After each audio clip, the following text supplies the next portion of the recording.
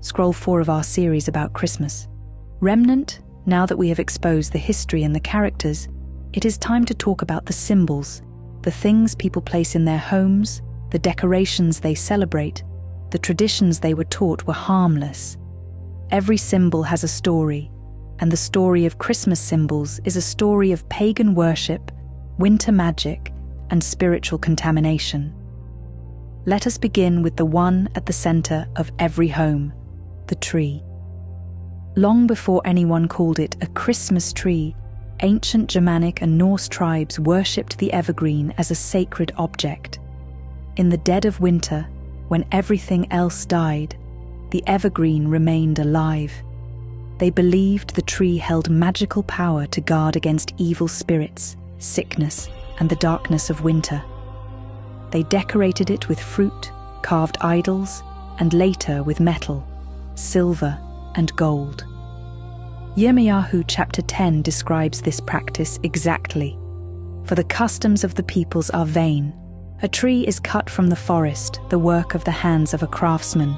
They deck it with silver and with gold. Jeremiah 10, 3-4. Yahuah was not describing a random ritual. He was speaking of evergreen worship, a practice he commanded his people to avoid. When early Europeans converted to Rome's version of belief, they did not give up the tree. They simply renamed it. The symbol remained pagan. Only the marketing changed. Now let us look at wreaths. The circular wreath is one of the oldest symbols of the sun. Romans used them during Brumalia, the winter solstice feast. Druids used them in fertility rituals. Witches used them to invoke the cycle of the sun's death and rebirth.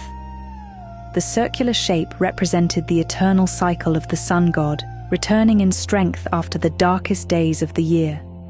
None of this symbolism has any root in Torah or in the teachings of Yahuah. Now consider mistletoe. Today it is used for kissing. Historically, it was used for ritual fertility. Druids considered it sacred because it stayed green in winter and grew high in oak trees, which they worshipped. They believed mistletoe carried the life force of the gods. It was used in spells, in potions, and in rites of conception. Not one part of it is innocent. Next, the Yule log. The word Yule predates Christianity and comes from the Norse midwinter festival. Worshippers selected a massive log, decorated it with carved runes, soaked it in ale or animal blood, and burned it in honor of Odin and other spirits. The ashes were believed to protect homes and to ensure fertility for the coming year.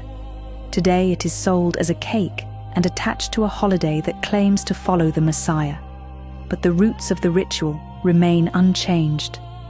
Now look at lights and candles.